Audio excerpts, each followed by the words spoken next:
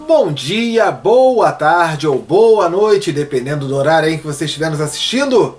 Meu nome é Sérgio W. Soares e estamos dando início a mais um Auxílio ao Evangelho no Lar. Este é o de número 163, onde vamos estudar sempre, né? Olha aqui, ó. Evangelho segundo o Espiritismo, ok? Estamos no capítulo 21, aquele capítulo que fala assim: haverá falsos cristos e falsos profetas. E hoje estudaremos o item número 9, caracteres do verdadeiro profeta. Vamos lembrar que profeta não é o Nostradamus que adivinha o futuro, não. Profeta, lá naqueles tempos antigos, eram as pessoas que levavam o conhecimento, as verdades espirituais. Isso é o profeta, ok? Então, é isso que nós vamos estudar hoje. Muito bem, a nossa página na internet, olha aqui, ó, www.evangelionolar2012.blogspot.com. Entrando lá, o que você vai encontrar? Toda sexta-feira tem um novo estudo que a gente põe lá para você. Nesse estudo, a gente põe o vídeo, esse que você está assistindo, a gente coloca o texto do Evangelho, o texto da página de preparo. Hoje, por exemplo, livro Pão Nosso, do Emmanuel, a página de preparo. A gente coloca o significado das palavras mais difíceis, o passo a passo de como fazer o Evangelho no lar. Tem lá também o Tira Dúvidas. E se você ainda tiver dúvida, sabe o que você faz? Manda um WhatsApp para cá. Pode mandar a sua pergunta. Aliás, seja para falar de Evangelho no lar, falar de terapia, falar de espiritismo, conversar, desabafar, pode mandar um WhatsApp. Você não sabe qual é, não? Olha aqui, ó, 21 99247 5631. Vou repetir, hein? 21 99247 5631. Pode mandar sua mensagem à vontade, fique tranquilo. Todas as mensagens serão respondidas. A única coisa que eu não posso prometer é responder na hora. É muita mensagem que chega do mundo inteiro. Então, nem sempre dá para responder na hora. Mas 100% das mensagens são respondidas. O mesmo vale para o e-mail. Olha aqui o e-mail: amorperdãoefé@gmail.com. Pode também mandar o e-mail, a gente sempre responde. Tá legal? Então, são aí os dois canais para a gente se comunicar, a gente poder conversar, a gente poder trocar ideias e tirar dúvidas. A gente informa também que nós estamos no Facebook. E se você quiser saber nosso Facebook, olha aqui, ó, facebook.com/Evangelho no Lar 2012. Tudo junto, tá bom? Entra lá e você pode também acompanhar a nossa página, clicar em curtir, clicar em compartilhar. Vamos levar adiante, né, cada vez mais essa ideia e essa proposta aí do Evangelho no Lar, que ele é muito importante, não é verdade? Nós informamos também que esse estudo ele é transmitido na Rádio Espiritismo. Olha aqui, www.radioespiritismo.com.br. Então, entrando também no site da Rádio Espiritismo ou baixando o aplicativo no teu celular, você vai lá na Play Store ou na Apple Store, bota lá, Rádio Espiritismo. Baixa o aplicativo e você vai acompanhar, né, toda a programação da Rádio Espiritismo ali, com a maior tranquilidade, os programas 24 horas no ar, né, para qualquer lugar do mundo, ok? Bom, uma dúvida que as pessoas fazem: estamos no capítulo 21, mas nós já temos o Evangelho inteiro publicado no nosso site. Tá? Então é só você procurar, desde 2012 que a gente faz isso. É só você procurar que você vai conseguir localizar aí direitinho. Tá certo? Então tem esse canal. A gente também convida as pessoas para, na Rádio Espiritismo, entrar. Tem um curso que a gente coloca, curso básico sobre mediunidade. São 32 semanas de curso, né? Bastante conteúdo, bastante conhecimento, bastante material. Tem as apostilas, tem as videoaulas. E a gente coloca ali um valor simbólico para quem pode, né? Que ajuda a gente nesse trabalho aí que a gente desenvolve. Não pode, me avisa, Sérgio, eu não posso, e você faz o curso também. Mas também consta lá. Seria muito bom ter a tua presença, ok? Vamos dar início então ao Evangelho. Vamos lá, prece de abertura. Querido Deus, Mestre Jesus, espiritualidade amiga, benfeitores, nossos anjos da guarda, muito obrigado por mais esta oportunidade que nos é concedida para o estudo, o aprendizado, para o conhecimento e, por que não, acrescentar a nossa reforma íntima também. Obrigado aos anjos guardiães que desde cedo aqui se encontram preparando, harmonizando, higienizando, espiritualmente falando, este local, e que possamos assimilar, compreender e principalmente colocar em prática todos os valores e todos os conteúdos que serão estudados no dia de hoje, tornando-nos assim cada vez mais instrumentos de Deus. A cada minuto que pudermos ser um instrumento de ajuda, de auxílio, de amparo e de conforto ao nosso próximo. Que possa este Evangelho no lar transcorrer num clima de muita paz, de muito amor, de muita alegria. Que assim seja, graças a Deus. Então, tendo feito aí a prece de abertura, vamos para a leitura da página de preparo. Eu sempre lembro que a nossa página de preparo, ela sempre tem a ver com o estudo do Evangelho, tá? Então ela verdadeiramente é uma página de preparo, ela não é uma leitura aleatória. Quando a gente lê a página de preparo, já estamos falando sobre o conteúdo do Evangelho. Hoje, do livro Pão Nosso, do Emmanuel, psicografado pelo Chico Xavier. E ele começa falando aqui o seguinte, é o capítulo 90, cujo título é O Trabalhador Divino. Divino de Deus, né? Vamos dizer assim, né? E aí, ele vai buscar uma citação de João Batista, que foi anotado em Lucas, capítulo 3, versículo 17. O que foi que João Batista falou? Ele falou assim, ele tem a pá na sua mão, limpará a sua eira. O que é eira? É aquele lugar, assim, local de terra batida, que geralmente a gente usa para secar e limpar os legumes, os cereais. Vale muito a pena lembrar aqui que sempre, né, eles usam comparações com plantações, com semear, plantar, colher. E por que ele usa isso? Porque era isso que tinha naquela época. Por que não existe a parábola da bicicleta? Porque não existia bicicleta naquela época. Por que não existe a parábola do trem ou do automóvel? Que não existe, não existia naquela época.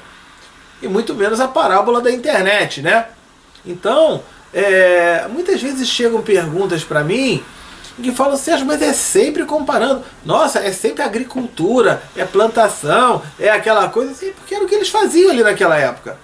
Era a rotina, era a situação do dia a dia, lá daqueles tempos, ok? Então ele fala, limpará a sua eira, que é aquele lugar de terra batida, ou seja, é o lugar próprio para ele cuidar dos legumes e cereais, e ajuntará o trigo no seu celeiro, mas queimará a palha com o fogo que nunca se apaga. Então vamos entender aí o que ele está querendo dizer. Ele diz que a gente tem a pá na nossa mão, né? Então a gente pode fazer, pode utilizar, pode, mas queimará a palha com o fogo que nunca se apaga. Então existe aí algum fogo que nunca vai se apagar, né? Vamos entender.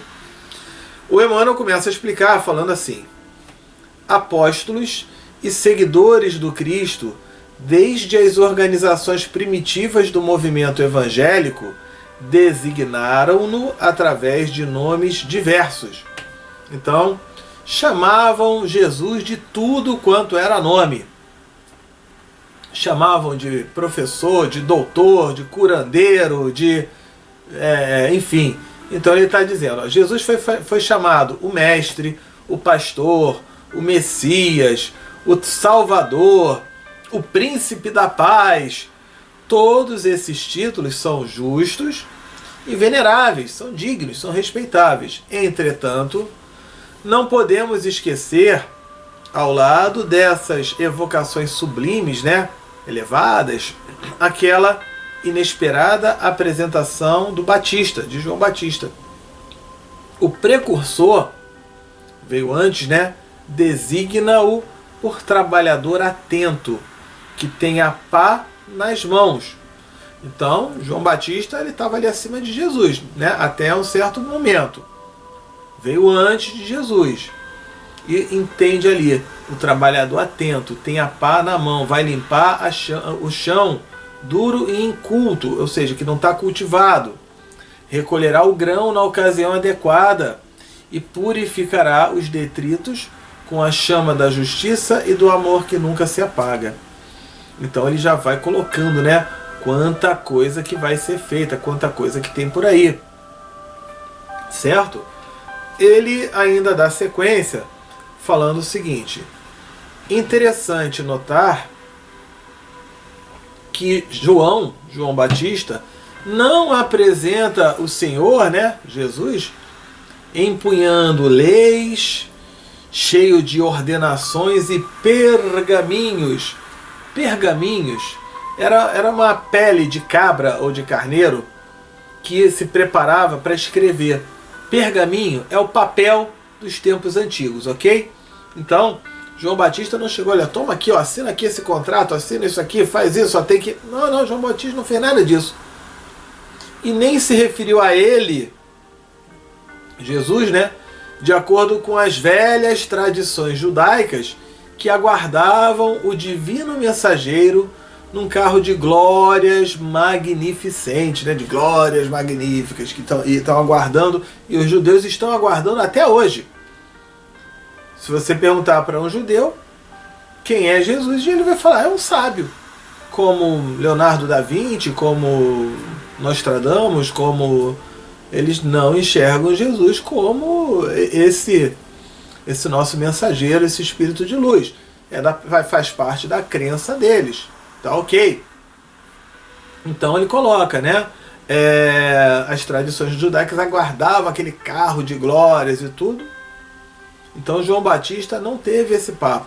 Foi na simplicidade. Refere-se ao trabalhador abnegado. O que é abnegado? É uma pessoa altruísta, que ela age porque fazer o bem é bom. Ele não faz o bem por interesses nem nada assim. Então refere-se ao trabalhador abnegado e otimista. A pá rústica, né, do campo, né, não descansa ao seu lado, mas permanece vigilante em suas mãos, e em seu espírito reina a esperança de limpar a terra que lhe foi confiada, as salvadoras diretrizes. Então ele vai dizendo, chegou ali Jesus, vamos trabalhar? Vamos trabalhar, faz o teu melhor, vamos lá, né? Então ele continua dizendo aqui, todos vós que viveis empenhados nos serviços terrestres, por uma era melhor, mantenha aceso no coração o devotamento à causa do Evangelho do Cristo. Gente, Evangelho, as pessoas acham que é Bíblia, que é Evangelho segundo o Espiritismo, que Evangelho vem do grego Evangelium, que significa boa nova, boas notícias, boas informações. Então, por que é chamado de boa nova? Porque Jesus nos chega para reconstruir toda uma ideia e todo um pensamento. As pessoas entendiam que Deus, por exemplo, era um Deus de castigo, um Deus de punição. E aliás, a gente vê muita gente até hoje falar, ó, cuidado que Deus castiga, né? E que Deus vai, ó. Gente, Deus não castiga ninguém. Eu estou repetindo aqui, Deus não castiga ninguém. O que Deus faz é apenas o cumprimento das leis de causa e efeito. aquilo que eu fizer de bom ou de ruim, ou de mais ou menos também, é o que eu vou colher lá na frente. Lei de causa e efeito. Essa colheita, ela pode ser hoje, pode ser amanhã, pode ser daqui a um mês, daqui a um ano, daqui a 10 anos, daqui a uma encarnação, daqui a 10 encarnações. Mas aquilo que é feito, em algum momento nós vamos receber de acordo com aquilo que nós tivermos feito. Então isso é boa nova, isso é o Evangelho do Cristo, ok? Então ele continua falando aqui, né? Mantém aceso essa causa, esse Evangelho de Jesus. Por quê? Aquele lá do Antigo Testamento, ele era válido para aquela época. Volto a dizer, para aquela época. O que diz respeito a valores morais, seja no Antigo ou no Novo Testamento, ok, são valores eternos. Mas o Antigo Testamento é muito mais com questões culturais do que com questões morais. E aí a gente precisa analisar isso direitinho. Falar no Antigo Testamento, ele fala, por exemplo, que se você usar 2 tipos de tecido diferente, que você vai arder no fogo do inferno. Acho que é em Levítico que consta isso. Então, se eu uso uma calça jeans e uma camisa de algodão, eu estou condenado? Segundo o Antigo Testamento, tá. Será que vai fazer algum sentido isso? Mas aquilo ali era para quê? Para que as pessoas usassem aquele mesmo tipo de tecido, não ficassem querendo inventar muita coisa. Talvez houvesse uma escassez, aí realmente eu não sei qual é o motivo. Mas são várias as questões que acontecem. Quando a mulher dava à luz, ela tinha que ficar um tempão lá, reclusa, separada de todo mundo. O homem nenhum podia chegar perto, senão... Por quê? Porque senão o homem ia querer sexo. A mulher acabou de dar a luz ali, deu pá, tá amamentando, tu tá cuidando da criança e o homem não quer nem saber. Então tá. Ó, se você fizer, Deus vai te castigar, tá? E aí tá lá no Antigo Testamento. Porque era isso, era só assim que as pessoas entendiam, pelo medo. Então Jesus chega, né, para tirar essa questão desse medo de Deus que um monte de gente naquela época tinha, e até hoje a gente vê muitos que tem. Ok? Então ele coloca: devotamento à causa do Evangelho do Cristo. Não nos cerceiem, não nos reduzam, não nos limitem em dificuldades ou ingratidões. Desdobremos nossas atividades sob o precioso estímulo da fé, porque conosco vai à frente, abençoando-nos a humilde cooperação, aquele trabalhador divino que limpará a eira. Terreno, o que é a eira? A eira do mundo, né? Aquele terreno ou local, tá? Cuja superfície não tem aquelas saliências, né? Usado para secar, limpar ali os cereais e tudo, né? Ou seja, é o lugar de trabalho, na verdade, né? É o local de trabalho. Tá bom? Vamos então entrar no estudo do Evangelho. Capítulo 21. Haverá falsos cristos e falsos profetas. Item número 9. Caracteres do verdadeiro profeta. Caracteres de verdadeiro profeta. A gente ficou toda hora falando de falsos profetas. Falsos profetas. Falsos profetas. Mas como é que eu vou reconhecer o verdadeiro? Então, vamos ver aqui o que é que os Espíritos nos esclarecem, tá? Então, instruções dos Espíritos, caracteres de verdadeiro profeta, numa mensagem que foi enviada pelo Espírito Erasto. Ela foi psicografada na cidade de Paris, no ano de 1862. Então, o que o Espírito Erasto nos trazia? Ele falava assim: desconfiai dos falsos profetas. Volto a lembrar aqui, lá no início desse capítulo, o que é profeta. Não é o cara que fica prevendo o futuro, não é o Nostradamus, não é nada disso não. Tá? Profeta, naquela linguagem antiga, era a pessoa que trazia valores religiosos, valores morais, valores de princípios, valores de conexão com Deus. Pregar, né, aquelas palavras de Jesus, era um profeta. Se você faz um evangelho do lar na sua casa e você esclarece e explica para os teus filhos, para a tua família, você está sendo um profeta dentro daquele significado lá dos antigos. Quando você vai fazer um estudo numa casa espírita, seja uma palestra ou um estudo, você está sendo um profeta. Dentro desse valor é que fala do profeta, tá? Que está levando o conhecimento. Agora, existem falsos profetas, gente que leva conhecimento errado, leva conhecimento equivocado, leva conhecimento falso, tá? Desconfiai desses falsos profetas. É útil em todos os tempos essa recomendação, mas sobretudo nos momentos de transição, em que, como no atual, se elabora uma transformação da humanidade, porque então uma multidão de ambiciosos e intrigantes se arvoram. O que é se arvorar? Quer assumir qualquer missão. Não, me dá aqui, deixa comigo, é comigo mesmo que eu vou e faço, que eu aconteço. Então se arvoram em reformadores e messias. É muito comum. Vamos trabalhar, vamos fazer uma obra, vamos ajudar, vamos isso, vamos aquilo. Vamos sim, vamos lá e tal, olha, eu dou uma força. E aí a própria pessoa chama, convida, mas na hora mesmo de meter a mão na massa, aquela pessoa cai fora, sai de frio, que eu tô com dor de cabeça, é que eu tô meio enjoado, eu tô com fome, é que eu não dormi direito, é que eu tenho que trabalhar. Volta e meia isso aí acontece, tá? E aí ele fala, e contra esses impostores, aliás, ele não é ele fala aqui, deixa eu botar aqui o acento, então ele fala, é contra esses impostores que se deve estar em guarda, correndo a todo homem honesto o dever de os desmascarar. Perguntareis, sem dúvida, como reconhecê-los? Aqui tendes o que os assinala.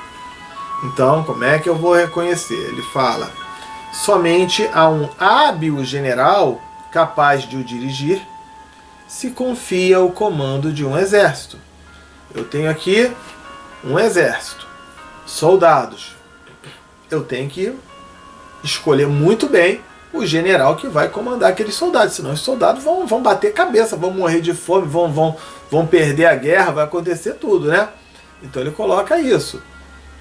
Às vezes até um time de futebol tem que ter um comandante, né, que seja habilidoso, que tenha capacidade. De vez em quando a gente vê times de futebol que tem um elenco extraordinário, tem os melhores jogadores, mas o técnico é um técnico iniciante, ou é um técnico muito fraco, e o time perde, não tem jeito. A gente precisa ter ali a pessoa, o hábil general, né, um comandante que tenha uma capacidade para comandar aquele time, aquele exército, aquela equipe de trabalho, e por aí vai, né? Então ele fala, julgais que Deus seja menos prudente do que os homens? Ora, se entre nós aqui, os homens aqui encarnados, a gente tem esse cuidado. Você vai contratar uma pessoa para fazer uma faxina na sua casa. Você não vai selecionar? Você não vai tomar o cuidado? Ou você vai pegar a primeira pessoa que você encontrar na rua? Eu suponho que você vai selecionar, você vai escolher muito bem, vai entrevistar ela, vai ter algum critério, ou porque ela é da minha confiança, ou porque foi indicada por alguém, né? Você vai ter um critério para isso. Ora, então Deus também vai ter um critério. É claro, né? Ficais certos de que só confia missões importantes aos que ele sabe capazes de as cumprir. Porquanto as grandes missões são fardos pesados que esmagariam o homem carente de forças para carregá-los. Eu gosto muito dessa colocação que Jesus fala, ninguém recebe um fardo maior do que pode carregar. Então, quando a gente vive uma situação, às vezes problemática, ou às vezes cansativa, ou às vezes desgastante, e que às vezes até a gente fala assim, né, mas por que aquele outro ali não tem isso, né? Olha só, o outro ali tá tão fácil, né? O meu aqui é tão difícil. e a pessoa fica reclamando, né? Bom, eu gosto muito de comparar. Imagine você numa empresa e tem ali aquele trabalhinho ali para fazer. Todo mundo ali tem aquela carga horária, tem aquele trabalhinho ali para fazer. Aí o teu chefe chama você e fala assim: olha, eu queria te chamar aqui, eu chamei você para conversar contigo, porque nós temos aqui um projeto que ele é muito importante. Ele é um projeto que eu não posso confiar em qualquer um, não. Ele é um projeto que eu não posso dar para qualquer um, não. É um projeto que eu tenho que dar para quem é da minha mais alta confiança e para quem seja da maior capacidade, que tenha força e que tenha méritos, e que tenha valor e que tenha conhecimento. E eu vejo em você esse perfil. Você pode assumir esse trabalho. Você vai ter o teu trabalho normal e vai ter esse trabalho também. Você consegue? E muitas vezes ele vai ter talvez um aumento de salário, ou um resultado bacana, ou uma promoção, né? O que você faz nessa hora? A primeira coisa, eu suponho, que você vai aceitar. É uma missão extraordinária, é uma missão que não é para qualquer um. Você vai aceitar. Mesmo que você tenha que trabalhar uma carga maior do que os outros. Mesmo que talvez no final de semana o pessoal esteja na praia e você esteja trabalhando, mas você sabe que tem um objetivo maior. Não é verdade? E você faz isso com muita alegria, porque você sabe também que aquilo não é para qualquer um, foi para você. Porque você mostrou essa capacidade e essa condição. Então eu estou trabalhando mais, eu estou tendo mais dificuldade, eu estou tendo que me esforçar mais, eu estou me divertindo menos. E faço isso com alegria, sim. Da mesma forma, quando situações acontecem conosco, até que ponto será que nós somos aqueles espíritos que já têm condições de assumir um trabalho, ou uma carga, ou uma missão, ou uma tarefa mais elevada, mas que vai me causar um desgaste. Já pararam para pensar nisso? Ele coloca então essa situação, né? As missões grandes são para as pessoas grandes, para as pessoas que têm essa capacidade. Então, se eu estou com aquela missão, se está me acontecendo, é porque eu tenho essa capacidade. Vamos parar de mimimi, vamos parar de ficar chorando e reclamando, e vamos lá, peraí, deixa eu usar o meu conhecimento, a minha inteligência e a minha sabedoria para superar e conseguir vencer isso. Ok? Em todas as coisas, o mestre há de sempre saber mais do que o discípulo, para fazer que a humanidade avance moralmente e intelectualmente. São necessários, né, homens superiores em inteligência e em moralidade. Para a gente dar um salto, vai ter que ter alguém que saiba mais, alguém que seja mais capacitado. E muitas vezes aquele cara mais capacitado ele vai ser até injustiçado, porque os outros ainda não conseguem compreender. Ok? Por isso, para essas missões são sempre escolhidos espíritos já adiantados, que fizeram suas provas em outras existências, em outras encarnações, visto que se não fossem superiores ao meio em que já tem que atuar, nula lhe resultaria a ação. É como o treinador de futebol, é como um time que é muito bom, a seleção brasileira, a seleção do país que você acha melhor. Já pensou se você pega um treinador que da quinta divisão, que nunca treinou, que está treinando pela primeira vez? Não vai funcionar. Você vai ter que selecionar um treinador que tenha uma qualidade diferenciada, né? E até que ponto isso não acontece conosco em nossas missões, em nossos processos, em nossos caminhos, em nosso desenvolvimento? Dá trabalho. Vai ter mais. O treinador da seleção brasileira tem mais trabalho do que os outros treinadores. Por quê? Enquanto os outros estão treinando, ele está viajando, está vendo partido, está olhando o jogo no mundo todo, está escolhendo o jogador, está conversando com um, está conversando com o outro. Ele vai fazer a convocação, ele liga para o time, né? Para o time que aquele jogador joga. Você está bem fisicamente? Você está bem? Você não está? Né? Você quer jogar? Você não quer? Você de repente está disposto? Tem jogador que às vezes não quer. E aí, ó, olha quanto trabalho que ele tem. E às vezes ele fica, ah, meu Deus, era tão bom naquela época que era só o clube, que eu ficava ali, eu só conversava com aquele grupinho agora. Mas ele sabe que ele está fazendo uma grande missão, um grande trabalho. E que ele tem plenas condições disso. É porque ele tem essa capacidade. Reconhecer a nossa capacidade e através disso, vamos em frente, vamos trabalhar, vamos produzir, é importante. Vamos colocar aqui, ó. Aí o Emmanuel, o Erasto, né, ele fala assim: isso posto, a vez de concluir que o verdadeiro missionário de Deus tem de justificar pela sua superioridade, pelas suas virtudes, pela grandeza, pelo resultado e pela influência moralizadora de suas obras, a missão de que se diz portador. Quando a gente tem uma missão, a gente vai cumprir a missão. Tem gente que fala assim, né, na hora de ter uma missão, quando ele quer, ele fala, olha, é comigo mesmo porque eu sou muito melhor do que você, porque eu sou o escolhido, porque eu sou... Né? Aí ele já está tendo, ó, arrogância, nariz empinado, orgulho, vaidade. O verdadeiro profeta, o verdadeiro trabalhador, ele reconhece que ele tem essas capacidades, mas em nenhum momento ele fica jogando na cara das pessoas, em nenhum momento ele fica diminuindo os outros. Muito pelo contrário, ele procura puxar os outros para subirem e crescerem junto com ele. É uma grande diferença aí, né? Então a influência, você vai saber, não é pelas palavras, não é pelos títulos, não é pelo doutorado, não é pelo diploma que ele tem, é pelas atitudes dele.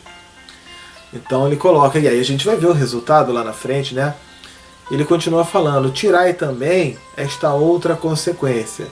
Se, pelo seu caráter, pelas suas virtudes, pela sua inteligência, ele se mostra abaixo do papel com que se apresente, ou da personalidade cujo nome se coloca, mas não é do que um histrião. Histrião é aquele ator que tem... É aquele ator que faz tudo exagerado, que é bobo, um bobão, um palhaço. De baixo estofo, de baixo caráter, de baixo valor pessoal, que nem sequer sabe imitar o modelo que escolheu. Então, a gente vai vendo.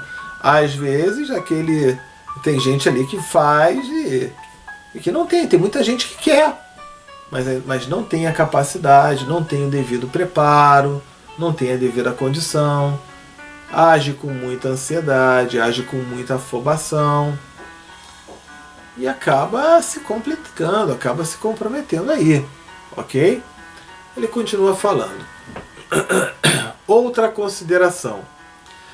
Os verdadeiros missionários de Deus ignoram-se a si mesmos em sua maior parte, desempenham a missão a que foram chamados pela força do gênio que possuem, secundado, né, auxiliado pelo poder oculto que os inspira e dirige a seu mau grado, a seu desejo, mas sem desígnio, sem propósito, sem objetivo premeditado. Olha que interessante, o verdadeiro missionário de Deus, ele muitas vezes abre mão de si mesmo, na maior parte.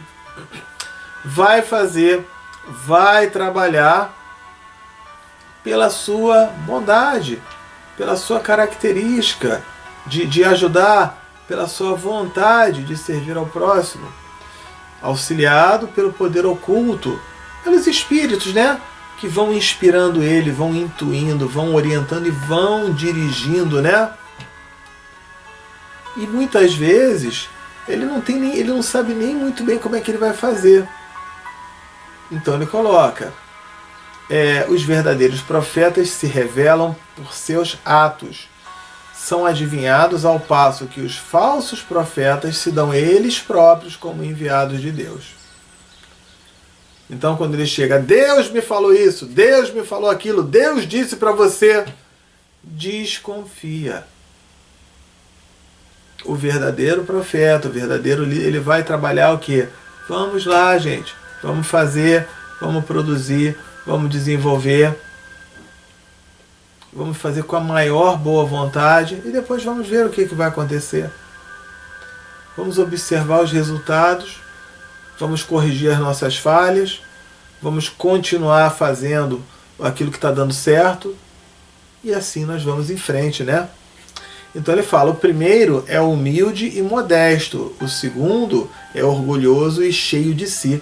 Fala com altivez, fala com superioridade, né? E como todos os mendazes, né, os mentirosos, parece sempre temeroso de que não lhe deem crédito. É claro, ele de repente é um enganador, então ele fica com medo, né, de que os outros percebam que ele é um enganador, que ele sabe que ele está querendo enganar. A própria intenção dele já revela na atitude dele. Agora aquele que está fazendo, vai fazer o bem, vai fazer o melhor, vai ajudar, vai auxiliar, está tranquilo, né? Ele continua falando aqui. Alguns desses impostores têm havido pretendendo passar por apóstolos do Cristo. Outros querendo se passar pelo próprio Cristo, né? Algumas pessoas aí por aí falam, né, que são a reencarnação de Jesus, né? Enfim. E para a vergonha da humanidade, tem encontrado pessoas muito assaz, né, muito crédulas, que lhe creem nas torpezas. O que são torpezas? São os comportamentos que demonstram baixeza, são vergonhosos, né, nas atitudes. Às vezes a pessoa fala, eu sou a reencarnação de Jesus e tal, e ele faz coisas assim que jamais poderia ser Jesus. Jamais poderia. Então ele continua. Entretanto, uma ponderação bem simples seria bastante a abrir os olhos do mais cego, a de que se o Cristo reencarnasse na Terra, viria com todo o seu poder e todas as suas virtudes, a menos se admitisse o que for absurdo, que houvesse degenerado, corrompido, estragado. Se um sujeito faz um monte de besteira, um monte de coisa errada, ele fala que é Jesus, então Jesus não evoluiu, Jesus voltou atrás, Jesus regrediu, Jesus resolveu, não teria nenhuma coerência, né? Ora, do mesmo modo que se tirardes de Deus um só de seus atributos, já não tereis Deus. Então, se tirar uma só das virtudes do Cristo, já não mais o tereis. Então, se o cara fala que é Jesus, ele faz um monte de bobagem, ou uma bobagem só, já não é mais Jesus. Já é um simples mortal, como eu, como você, como todos nós. Jesus, né? Qual é o espírito mais perfeito que já encarnou nesse planeta? Jesus. Então, se estiver se comportando igual a mim, igual a você, já não é mais. Então, já sei logo que tem alguma coisa errada. Aliás, se for o próprio Jesus, ele nem ia precisar dizer que é ele. Pelas próprias ações, pelas próprias atitudes, todo mundo iria perceber, né? Isso aí é um ponto que é básico. Possuem todas as suas virtudes os que se dão com Cristo? Essa é a questão. E aí ele fala, observai-os, perscrutai-lhes, ele fala, investigai-lhes, né, as ideias e os atos, e reconhecereis que, acima de tudo, lhe faltam as qualidades distintivas, diferenciadas, né, do Cristo, a humildade e a caridade, sobejando-lhe, né, sobrando-lhes, as que o Cristo não tinha, que é a cupidez, a ambição, o orgulho. Então o cara fala ali que ele é Jesus, que ele segue, que é o seguidor e tal, ele tá, é a ambição, o orgulho, ele não tem humildade, ele não tem nada, ele é arrogante. Não é. Não é Jesus coisa nenhuma. Ok? Então, vamos continuar. Notai ao demais que nesse momento há em vários países muitos pretensos cristos, como há muitos pretensos Elias, São João, São Pedro, o que não é absolutamente possível, sejam verdadeiros todos. Se tem Jesus que reencarnou aqui no Japão, aqui na Europa, nos Estados Unidos, no Brasil. Peraí, tem alguma coisa errada. E ele continua falando assim, né? Tende como certo que são apenas criaturas que exploram a credulidade, a credibilidade dos outros e acham cômodo viver às custas dos que lhes prestam ouvidos. E aí ele começa a falar que é Jesus e as pessoas começam a fazer um monte de bobagem, um monte de coisa, ou fica dando dinheiro para ele, ou fica trabalhando para ele, e ele tá ali, né? Não, eu sou Jesus, eu tô aqui na vida mansa, Se for Jesus, aí ele não vai, aí justamente que ele não vai estar na vida mansa, ele vai estar trabalhando, fazendo um monte de coisa. E Jesus é o primeiro a dar o exemplo. Deu para perceber isso aqui? Desconfiais, pois dos falsos profetas, maxime, numa época de renovação, qual a presente, porque muitos impostores se dirão enviados de Deus, eles procuram satisfazer na terra a sua vaidade, mas uma terrível justiça os espera, pode estar certo. Ele vai ter causa e efeito, né? Ele vai colher o fruto daquilo que ele plantou, ok? Então a gente tem muita atenção com relação a isso. Eu já contei aqui sobre um grupo espírita, né, que veio receber uma psicografia de Jesus, o próprio, falando para todo mundo usar roupas da época de Cristo. E todo mundo começou a usar aquelas roupas antigas lá, aquelas roupas grandonas, aquelas túnicas, né?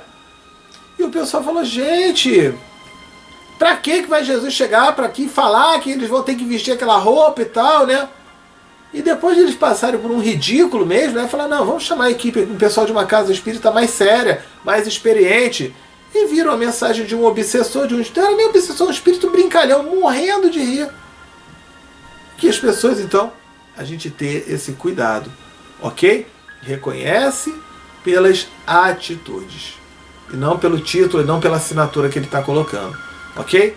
Hora da prece, pessoas amigas ou inimigas, encarnadas ou desencarnadas, onde quer que se encontrem. Eu vou começar a prece aqui.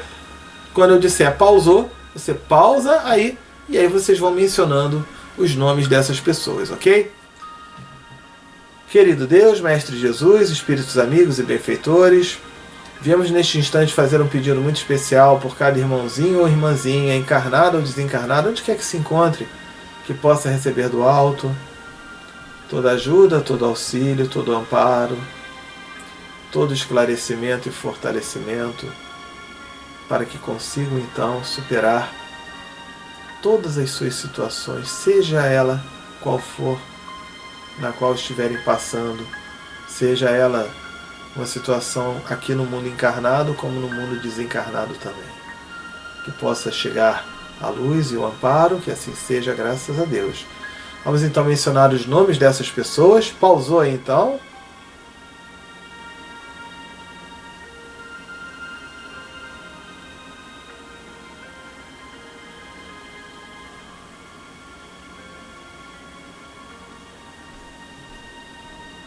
Soltou o pause. É hora então da fluidificação da água. Então você já deve ter pego a sua água. Se você quiser saber mais sobre água fluidificada, você procura Minutos de Espiritismo. Aqui, ó, Minutos de Espiritismo número 23. O tema é água fluidificada. Escreve no Google Minutos de Espiritismo 23, água fluidificada. Você vai encontrar um estudo bem completinho ali. Muitas casas espíritas, inclusive, utilizam esse estudo, tá bom? Aí você vai entender melhor. Então vamos pegar aqui, vamos colocar as mãos sobre essa água e fazer a seguinte prece. Querido Deus, Mestre Jesus, Espíritos amigos e benfeitores, viemos neste momento pedir-lhes para que possa esta água, neste momento, receber os melhores fluidos, energias e vibrações, de forma que ao contato dela com nossos organismos, possa nos proporcionar tudo aquilo de bom, de melhor, de importante ou necessário a cada um de nós. Muito obrigado, que assim seja, graças a Deus. Então, vamos aqui colocar a água, né? Você pode também deixar a água na mesa e naquela prece que possa esta água receber a fluidificação e não fazer essa parte, também não tem problema. A água também vai ser fluidificada, ok? Aqui a gente faz a fluidificação mista, a parte dos espíritos e a nossa parte aqui também. Naquele estudo lá que eu falei, vocês vão entender melhor. Prece de encerramento. Vamos lá então. Querido Deus, Mestre Jesus, Espíritos amigos e benfeitores, obrigado por mais esta oportunidade que nos foi dada ao estudo, ao aprendizado e ao conhecimento. Tantas reflexões, tantas lições, né, que podemos tirar desse estudo de hoje. Agradecemos aos encarnados e desencarnados que aqui se encontram, que todos possam ter recebido ajuda, auxílio e amparo. Agradecemos aos anjos guardiães pela limpeza que foi feita aqui neste ambiente, que possamos fazer a nossa parte durante a semana para preservar este local tão harmonioso como se encontra agora. Que possamos ter uma semana de luz e paz, que nos seja possível estar aqui reunidos mais uma vez na próxima semana para mais este Evangelho de amor, esse Evangelho no lar, que assim seja, graças a Deus. Bom, diante disso, né, estamos então finalizando mais um estudo, tá ok? Fiquem com Deus, tenham todos então uma ótima semana e encontro marcado na semana que vem. Tchau, tchau!